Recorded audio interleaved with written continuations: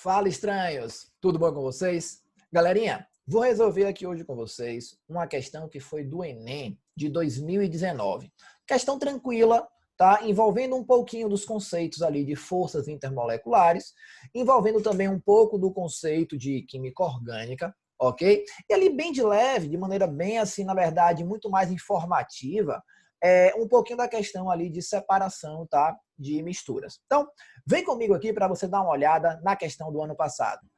Bem, essa foi a questão, né, lá do ano passado, que eu falei que está envolvendo um pouquinho aí de cada um desses conteúdos, mas assim, claro que essa parte que eu falei aí de separação de misturas é muito mais uma questão informativa, né, do que tá ali cobrando de você o conteúdo efetivamente falando. Então, olha só, a questão diz assim: os hidrocarbonetos são moléculas orgânicas com uma série de aplicações industriais. Por exemplo, eles estão presentes em grandes quantidades nas diversas frações do petróleo e, normalmente, são separados por destilação fracionada com base em suas temperaturas de ebulição. Então perceba que ele fala aqui rapidamente, né, do método de separação aqui das frações do petróleo, né, que é o método aqui da destilação fracionada. Você tem aqui, ó, ele falando, e que isso aqui consiste, né, na diferença de temperatura de ebulição desses componentes dentro de cada uma aí dessas frações, certo? Aí ele te dá um quadro, te dá aqui um quadro com 4 frações. Eu tenho aqui as 4 frações do petróleo, né, que ele quer separar, e cada fração dessa, ele diz mais ou menos a quantidade de carbonos que você tem. Na verdade, é um intervalo entre números de carbono. Na primeira fração, que é a fração do gás natural, né, ele fala que você tem de 1 átomo de carbono até 4. Então, ele chama isso de C1 até C4. É uma maneira de representar aí um átomo de carbono e 4 átomos de carbono. Na segunda fração, ele vem de C6 até C12, né, ou seja, de 6 átomos de carbono até o 12 átomos de carbono, depois de 11 a 16 e, por último, de 14 até 18 átomos de carbono lá na fração 4, né, que é a fração aqui do óleo diesel. E na segunda coluna, ele te dá aqui a faixa de temperatura que você precisa para conseguir separar essas frações.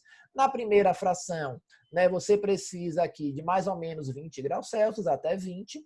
Na segunda fração, de 30 a 180. Na terceira, de 170 a 290. E por último, essa fração, que é a que vai importar para a gente na questão, de 260 até 350. Então, perceba, né, que está aqui crescente a faixa de temperatura de ebulição, e é exatamente essa pergunta, né, que na fração 4, a separação dos compostos ocorre em temperaturas mais elevadas. Por quê? Então, vamos lá. Vamos dar uma olhada na alternativa A. Ele fala, suas densidades são maiores. Ó, de fato, os compostos que estão na fração 4, eles apresentam densidades maiores do que os compostos da primeira, segunda e terceira, né, frações aqui, respectivamente. No entanto, não é isso, não é a densidade que justifica o fato deles apresentarem o quê? Uma temperatura de ebulição mais elevada.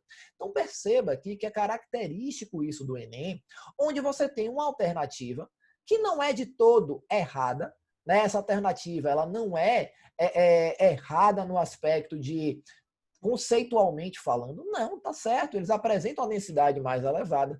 No entanto, essa alternativa, né, ela não responde ao comando da questão. O que a questão quer saber é por que, né, que os compostos eles têm temperaturas mais elevadas lá na fração 4. E a densidade ela não explica. É o que a gente chama de distrator. Né? Então, a prova do Enem tem isso, ela tem distratores. Ali, alternativas que vão fazer com que você caia, às vezes, no erro, tá? Porque não é errada, no entanto, ela não responde à pergunta. Então, a letra A não está certa, tá? Apesar de fato, a densidade ser maior, não é isso que justifica, né, o aumento da temperatura de ebulição. Na B, ele fala, o número de ramificações é maior. Galera, estranhos. Em momento algum nessa tabela, ele mostra para a gente, né, a quantidade de ramificações em cada uma dessas frações. Então, assim, não tem nada dizendo aí sobre ramificação, mas também não precisa ter. Por quê? Você tem que ter em mente o seguinte, quanto maior o número de ramificações em um composto orgânico, menor será a sua temperatura de ebulição. Por que menor será a sua temperatura de ebulição? Porque quando você aumenta o número de ramificações na cadeia, você diminui a superfície de contato entre as moléculas. Então, você passa a ter uma menor quantidade de interações entre uma molécula e outra. Então, o que é que eu quero que você anote para ficar como dica? Tá? Anota isso aqui, que é o seguinte. Quanto, tá? Então, bota assim, ó, quanto maior o número de ramificações na cadeia carbônica, tá? Na cadeia carbônica, menor será a temperatura de ebulição do composto, tá? Ou da substância. Beleza? Então, tenha isso em mente. Agora, Márcio, por que então? Por que mesmo que diminui a temperatura de ebulição? Bem, simples. Por que vai diminuir? Porque você vai, ó, devido a uma redução na superfície de contato entre as moléculas, tá? Entre as moléculas. Então, isso aqui é a justificativa do porquê que a temperatura de ebulição diminui. Tá, Márcio, mas e essa redução da superfície de contato gera o quê? Diminui o número de interações entre as moléculas. Consequentemente, se eu diminuo o número de interação, é mais fácil separar elas. Beleza? Tranquilidade?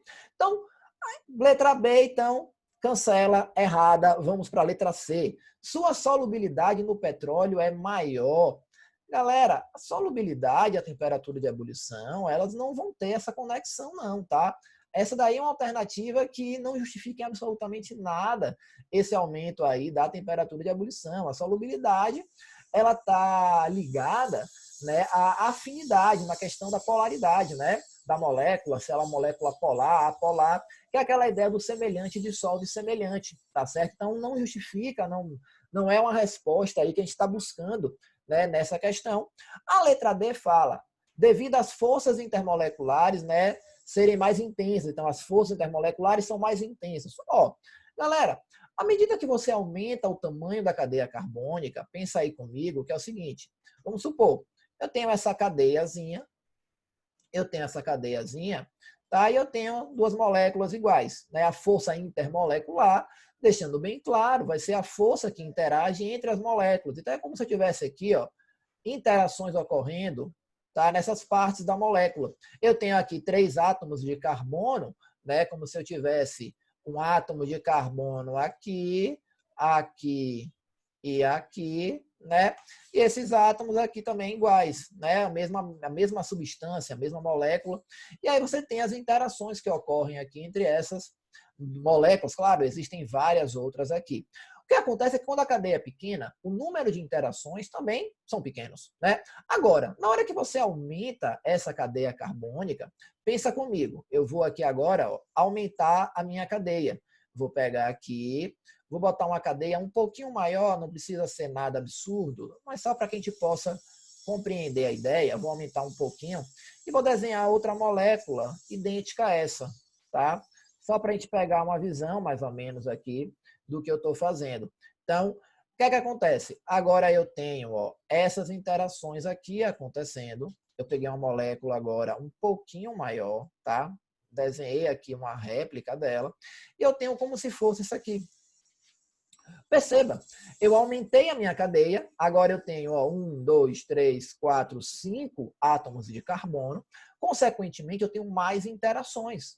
Se eu tenho mais interações na cadeia, o que é que acontece? É mais difícil você quebrar todas essas interações, então exige um maior conteúdo energético. Então, necessariamente, a temperatura de ebulição tem que ser o quê? Maior. A temperatura necessária para separar essas moléculas e fazer com que elas passem para o estado gasoso. Então, essa daí é a nossa alternativa correta, a alternativa letra D, tá certo? E por último, só para a gente finalizar aqui essa ideia, ele fala, a cadeia carbônica é mais difícil de ser quebrada. Bem, estranhos. Quando eu faço ali a ebulição de um componente, eu não estou quebrando a cadeia. Eu estou simplesmente separando uma molécula de outra. Eu não quebro a estrutura dela. Eu separo, na verdade, uma molécula de outra. Quando eu falo de quebrar a cadeia carbônica, né? Eu estou falando ali de um processo um pouquinho diferente, não é uma temperatura de ebulição. Ali eu estou falando de um processo de craqueamento, que pode ser um craqueamento térmico ou um craqueamento catalítico, certo? Mas aí que não é o foco da questão, não é o foco da aula de hoje, para a gente poder fechar por aqui. Então, a nossa alternativa correta termina ficando aí, né? A alternativa que D, tá? É a verdadeira para a gente. E aí é isso. Beleza, galera? Então, se você gostou dessa explicação, se você gostou da maneira que a gente elaborou essa questão aí, que a gente resolveu, dá o seu joia, dá o seu like, me ajuda aí. E caso você queira se preparar nesse estilo aí para o Enem ou para a FUVEST, eu vou deixar o meu Instagram aqui embaixo, segue lá e se inscreve. Se inscreve no curso de Isolada, que vai começar agora no dia 17 de setembro, tá? As aulas vão ser totalmente nesse esquema, resolvendo exercícios, resolvendo as questões desses dois vestibulares, né, tanto do Enem quanto da FUVEST, nesse estilo aqui, colocando a teoria e a teoria levando à prática. Beleza? Valeu, galera. Um grande abraço para vocês e até o próximo vídeo. Fiquem bem.